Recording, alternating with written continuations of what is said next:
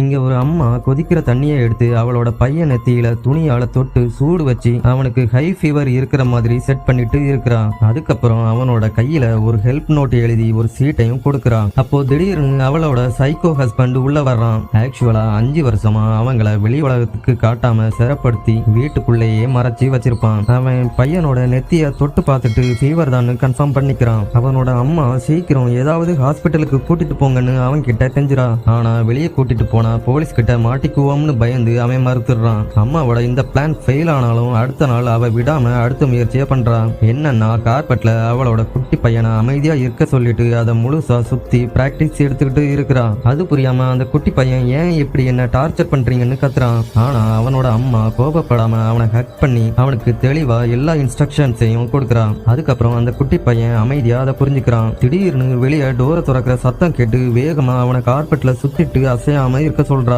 அவளோட psycho husband உள்ள வந்ததும் நம்ம பையன் நைட்டே உடம்புக்கு முடியாம இறந்து போயிட்டான்னு சொல்றா.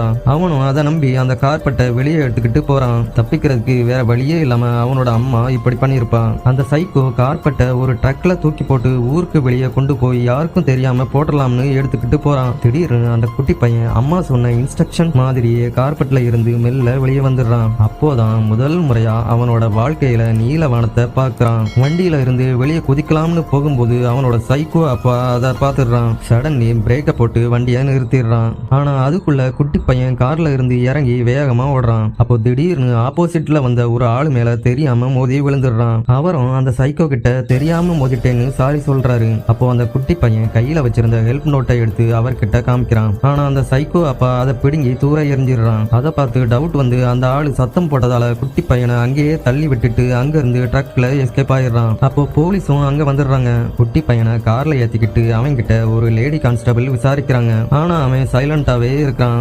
மறுபடியும் அவங்க விசாரிச்சதுல அம்மான்னு மட்டும் சொன்னான். சந்தேகம் அடைஞ்ச போலீசார் அந்த ஏரியா ஃபுல்லா விசாரிக்க ஆரம்பிக்கிறாங்க. அப்போ திடீர்னு ஒரு வீட்டு முன்னாடி கார் வந்து நின்னதும் குட்டி பையன் வேகமா விண்டோ பக்கத்துல வந்து எட்டி பாக்குறான். என்னடான்னு பார்த்தா அவங்க அம்மா அங்க இருந்து குட்டி பையனை நோக்கி ஓடி வர்றாங்க. பல வருஷமா அந்த சைக்கோ கிட்ட மாட்டிக்கிட்டு கஷ்டப்பட்டவங்க முதன் முறையா சுதந்திரமா வெளியே வந்ததும் 2 பேரும் கட்டிப்பிடிச்சு ஆனந்த கண்ணீர் விடுறாங்க. பையனோட சுதந்திரத்துக்காக தன்னோட உயிரையே பணையம் வச்சு போராடின இந்த அம்மாவோட பாசத்துக்கு இணையே கிடையாது. உங்களுக்கும் உங்க அம்மா ரொம்ப பிடிக்கும்னா அம்மான்னு கமெண்ட் பண்ணுங்க.